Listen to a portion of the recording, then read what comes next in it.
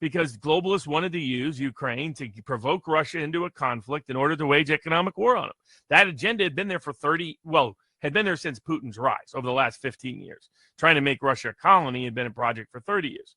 There's a good Twitter thread with this young woman talking about why they don't want to bring back the 1990s in Russia, why that is a horrendous theory and outcome.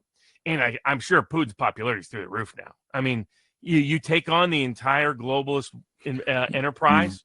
They wage war on you economically at an unprecedented scale. They wage war on you geopolitically at an unprecedented scale. They wage war on you culturally on a global scale, and you beat them in all three. I mean, the Russian people are going to think this guy is like the second coming of Jesus. What he's been able to pull off over and over and over again. But I think I'm optimistic because if Putin had lost, frankly, I thought it would be very bad. Because that would mean the globalists would have made a point to the whole world that they can control anybody, any place, anytime, that they can, smack them down, like smack them all anytime they stick their head up. And it's just the opposite. The globalists have been exposed as the naked emperors they are. And so consequently, very optimistic on that side, very optimistic for the U.S. I think Trump could put Putin's is the ultimate realpolitik guy. You've seen him be right at odds with somebody, and a year later, no problem. How's everything going? All's cool.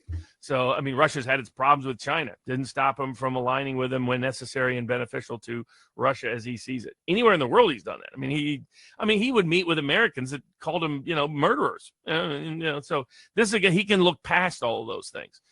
So I think Russia-U.S. relations could dramatically reverse if there was a true commitment reflected in real policy by someone. Like if a Trumpish administration comes in and there's still sanctions in existence, reverse all the sanctions, send all the money back as one good faith gesture.